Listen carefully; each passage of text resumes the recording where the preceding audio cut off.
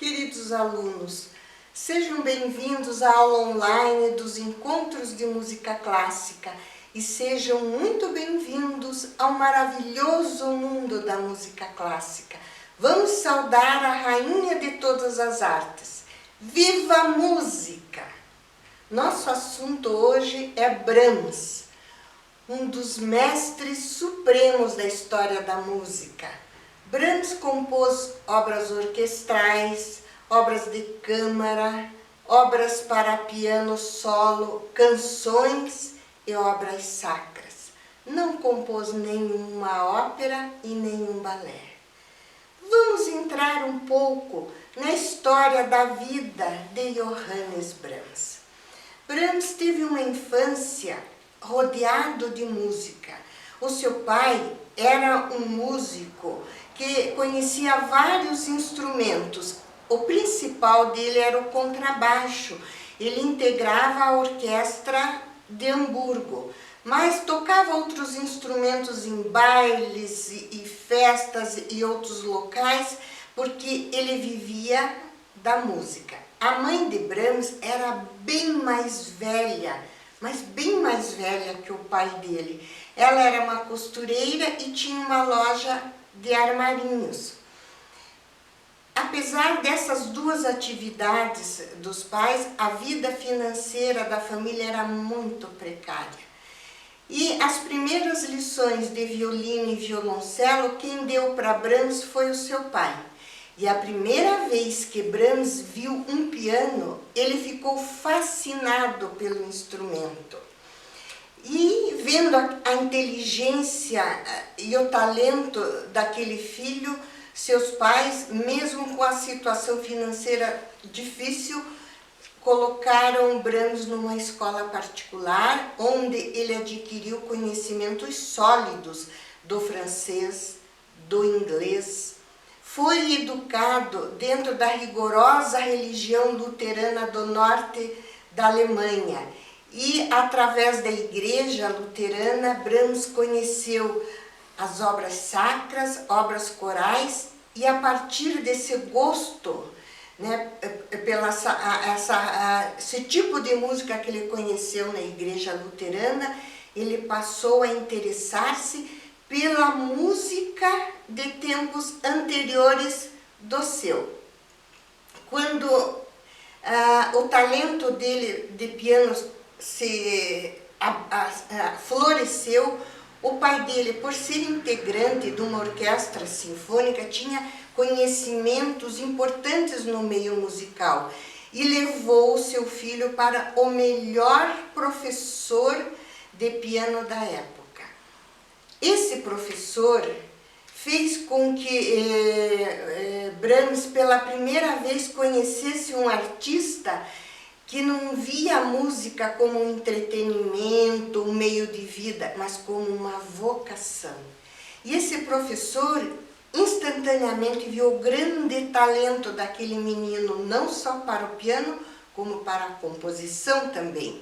Então, ele foi encaminhado para o músico mais culto da região para ter aulas de composição. Brahms não tinha piano em casa. Então ele ia estudar na casa do professor ou em lojas que vendiam piano e que deixavam que ele estudasse. O professor de composição era numa cidade vizinha. E como que se ia na época? A pé. Então a educação formal e musical de Brahms foi de excelente qualidade, mas com muito sacrifício. Foi muito sacrificada, tanto que Brahms sofreu de enxaqueca durante toda a sua juventude.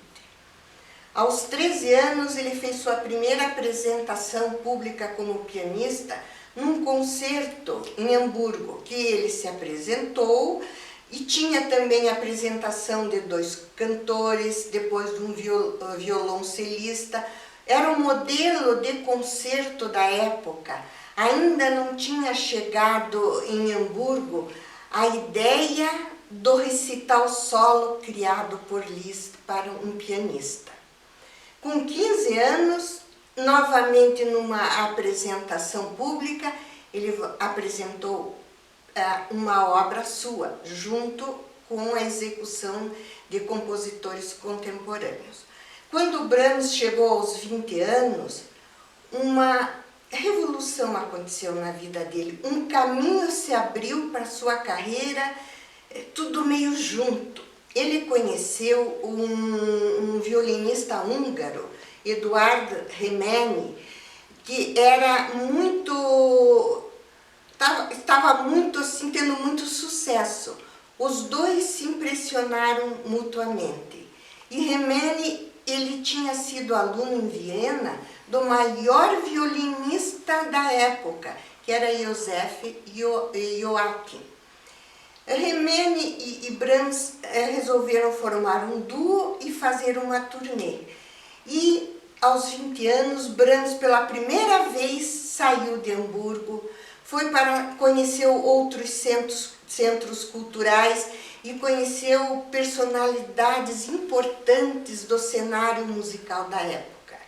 Ele conheceu Liszt, conheceu o casal Schumann, conheceu Joseph Joachim, que era uma sumidade no violino, e entre eles aconteceu uma amizade muito sólida que durou a vida inteira.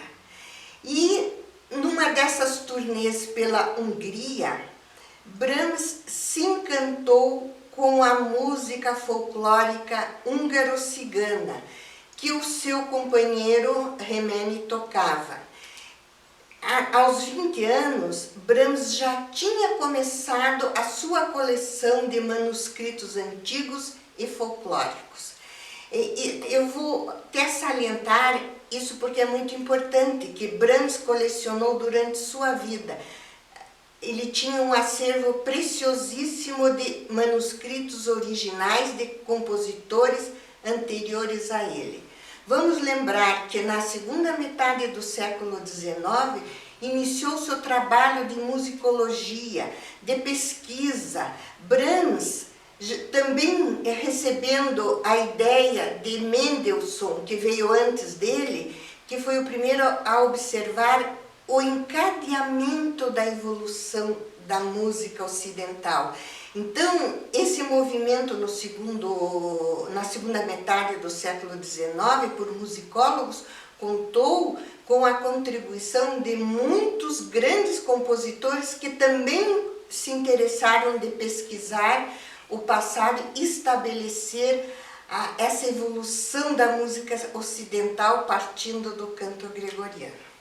Então, nesta turnê, com o encantamento que Brahms teve pelo folclore húngaro e cigano, ele levantou muitos elementos que o ajudaram, quando ele estava com 36 anos, a compor suas famosas danças húngaras. Ele compôs 21 danças húngaras e, a princípio, originalmente, ele é composto para piano a 4 mãos e algumas, posteriormente, ele orquestrou, como a número 1 que nós vamos ouvir agora, com a Filarmônica de Berlim, sob a regência de Simon Rattle. Eu quero que vocês observem nessa audição as dinâmicas sutis, as nuances dos sons suaves passando para os sons mais fortes e enérgicos. É uma linda composição de Brahms.